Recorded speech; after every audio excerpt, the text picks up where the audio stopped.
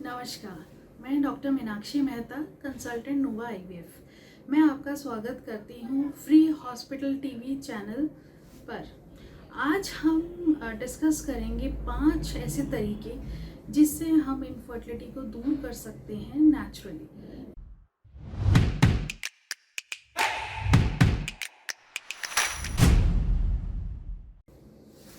नमस्कार, मैं doctor Meenakshi Mehta, consultant नोवा IVF. मैं आपका स्वागत करती हूँ फ्री हॉस्पिटल टीवी चैनल पर।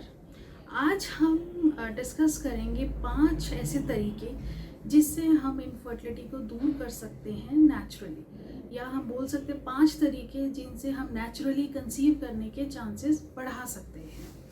आजकल हम देख रहे हैं इनफर्टिलिटी काफ़ी बढ़ी हुई है।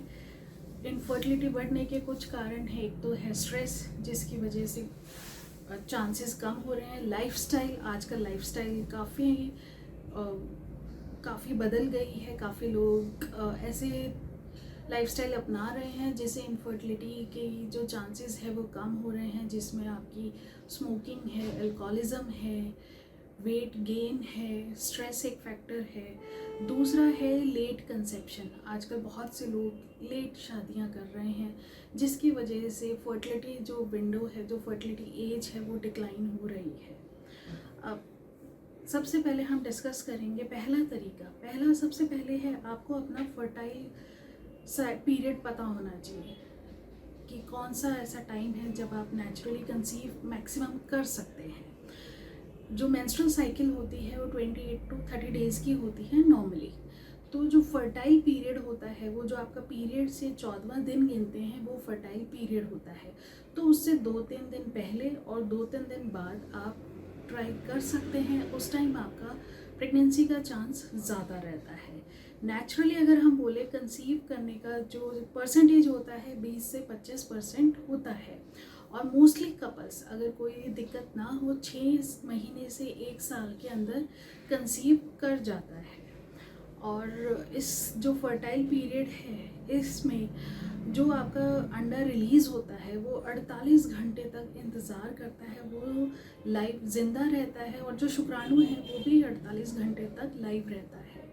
तो इसलिए वो जो 14 दिन है उससे 2-3 दिन पहले और 2-3 दिन बाद आप आपस में मिल सकते हैं। अगर कुछ पेशेंट्स पूछते हैं कि जब उस टाइम मिलते हैं आपस में, तो क्या हमें रेगुलर मिलना चाहिए या एक दिन छोड़कर एक दिन मिलना चाहिए? तो अभी हमने देखा कि 48 घंटे का टाइम रहता है, तो उसमें ऐसा कोई हार्ड एंड फास्ट रूल नहीं है। अगर आप रोज़ मिलना चाहते हैं तो मिल सकते हैं, और अगर एक दिन छोड़कर मिलना चाहते हैं तो मिल सकते हैं हम। कुछ पेशेंट्स का सवाल होता है कि कोई पर्टिकुलर सेक्स पोजीशन होनी चाहिए फर्टिलिटी एनहांस करने के लिए। ऐसा कुछ नहीं है, आपकी प्रेगनेंसी किसी भी पोजीशन में आ सकती है। कुछ पेशेंट्स बोलते हैं कि मिलने के बाद पानी निकल जाता है, ऐसा कुछ नहीं है। स्पर्म्स अंदर चले जाते हैं प्रेगनेंसी के लिए, और मिलने के बाद ऐसा कोई रूल नहीं है कि आपको 1 घंटा लेटे रहना है। आप अपनी नॉर्मल एक्टिविटी कर सकते हैं। अब दूसरा तरीका है कि किन तरीक़ों से आपको फर्टिलिटी एनहांस हो सकती है, क्या डाइट यूज़ करनी चाहिए। आपकी डाइट में फ्रेश फ्रूट्स होने चाहिए, फ्रेश वेजिटेबल्स होनी चाहिए, ग्रेन्स, पल्सेस आपको लेना चाहिए, दूध लेना चाहिए। इन सब से आपका चांसेस बढ़ता है। जितना आप नेचुरली और बॉइल्ड चीज़ें लोगे उतना आपका चांस अच्छा रहेगा। जो चीज़ें आपकी फर्टिलिटी को कमज़ोर करती हैं वो है प्रोसेस्ड चीज़ें, तला हुआ खाना, मैदा, चीज़, बर्गर, पिज़्ज़ा, ये सब आपका फर्टिलिटी को कम करता है। फ्रेश चीज़ें आपको लेनी चाहिए। चाय, कॉफ़ी भी कम करनी चाहिए। कॉफ़ी आप एक दिन में सिर्फ 2 छोटे कप ले सकते हो। इससे ज़्यादा लेंगे तो उससे भी प्रेगनेंसी कम होती है। एक्सरसाइज बहुत अच्छी है। अगर आप रेगुलर मॉडरेट एक्सरसाइज कर रहे हैं, सिंपल वॉक कर रहे हैं, उससे आपका फर्टिलिटी का चांस बढ़ता है। फिर तीसरा है प्री कंसेप्शन काउंसलिंग। बेसिकली उसमें क्या रहता है कि जब भी आप प्रेगनेंसी के लिए प्लान कर रहे हैं, आपको अपने गायनेक से मिलना चाहिए, जो आपका एक health checkup, routine health checkup करते हैं, जिससे पता चलता है कि आपको कोई हेल्थ इश्यूज़ तो नहीं है, जिसमें आपका थायराइड आ जाता है, शुगर आ जाता है, और जो 35 ईयर्स से बड़ी महिलाएं हैं वहाँ पर कई बार क्रॉनिक मेडिकल कंडीशंस रहती है, हाइपरटेंशन, बीपी रहता है, तो वहाँ पर हमें कुछ ड्रग्स चेंज करनी पड़ती हैं जो प्रेगनेंसी के लिए सेफ़ रहती हैं। इसके अलावा कुछ प्री विटामिन्स भी दिए जाते हैं। अगर प्रेगनेंसी के लिए ट्राई कर रहे हैं तो 3 महीने से पहले हम फॉलिक एसिड एडवाइस करते हैं पेशेंट को लेने के लिए, ताकि उसका फर्टिलिटी का चांसेस बढ़े और बच्चे के अंदर कोई जन्मजात विकृति ना आए। इसके अलावा जो भी हेल्थ कंडीशंस हैं वो मॉनिटर की जाती है और उनको ठीक किया जाता है, जिसमें आपका अगर थायराइड चल रहा है तो वो एक वैल्यू होती है, प्रेगनेंसी के टाइम आपकी वो सेट की जाती है। इसके अलावा कुछ ड्रग्स सेफ़ नहीं होती हैं प्रेगनेंसी में, पेशेंट पहले से एपिलेप्सी की ड्रग्स ले रहा है या हाइपरटेंशन की ड्रग्स ले रहा है तो वो भी चेंज की जाती है प्रेगनेंसी के हिसाब से। विटामिन्स में हम विटामिन डी बोलते हैं कि आपको वो लेना चाहिए। उसकी जो डेली डोज है वो 200 इंटरनेशनल यूनिट है, तो वो अगर पेशेंट को डेफिशिएंट है तो 400 हम देते हैं और वो सब चेकअप होना चाहिए। विटामिन डी आपका फर्टिलिटी एनहांस करता है।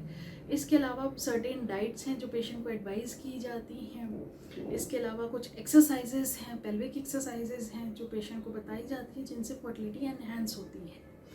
इसके बाद आता है कि जो 5वां तरीका है आपका, चौथा है आपका प्रीनेटल विटामिन्स। क्या विटामिन्स लेने हैं आपको फॉलिक एसिड, विटामिन डी, इसके अलावा जिंक, सेलेनियम, ये कुछ माइक्रो न्यूट्रिएंट्स हैं जो पेशेंट्स को एडवाइस किए जाते हैं।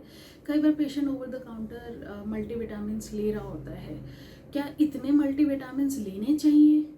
नहीं, इतने नहीं लेने चाहिए। आपको अपने डॉक्टर से एडवाइस लेनी चाहिए अगर आप कोई मल्टीविटामिन पहले से ले रहे हैं, क्योंकि हर चीज़ का एक डोज होता है।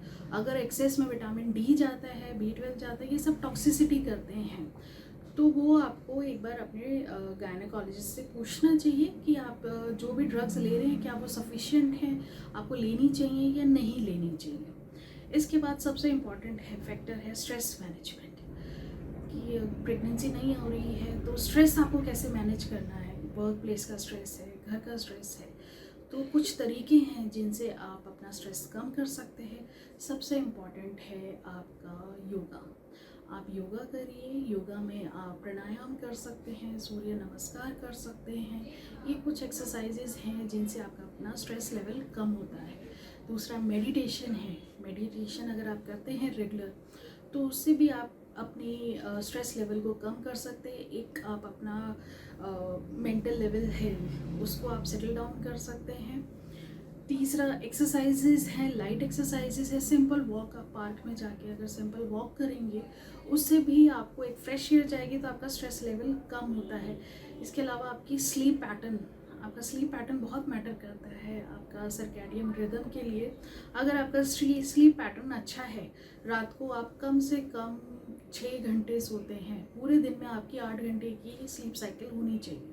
दिन में 1 घंटा अगर आप रेस्ट करते हैं तो बहुत अच्छा है, उससे आपका माइंड फ्रेश होता है। और रात को आप 7 घंटे की नींद लो, कम से कम 6 घंटे तो आपको रेगुलर स्लीप होनी चाहिए। सोने से पहले आपको फ़ोन या ऐसा कुछ भी नहीं देखना चाहिए जिससे आपका माइंड स्टिमुलेट हो। अगर हम ऐसे कोई स्टिमुलेटिंग चीज़ें रात को देखते हैं तो उससे आपका मेलाटोनिन लेवल्स हैम्पर होते हैं, जिससे आपको स्लीप नहीं आती है।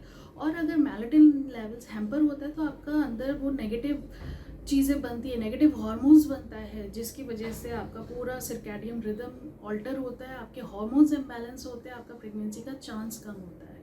तो आपका स्लीप पैटर्न बहुत ही हेल्दी होना चाहिए। रात को आप बुक रीडिंग कर सकते हैं या आप सिंपल सी खाना खाने के बाद सिंपल सा एक वॉक करेंगे तो उससे आपकी नींद आने में हेल्पफुल रहेगा। या मेडिटेशन भी कुछ लोग करते हैं जिनको स्ट्रेस बहुत ज़्यादा होता है, और बहुत सारी ऐप्स भी आती है जिनमें लाइट म्यूज़िक को प्ले करता है जिससे आपकी स्लीप साइकिल एनहांस होती है। तो ये कुछ तरीके हैं जिनसे हम अपना फर्टिलिटी को एनहांस कर सकते हैं नेचुरली। धन्यवाद।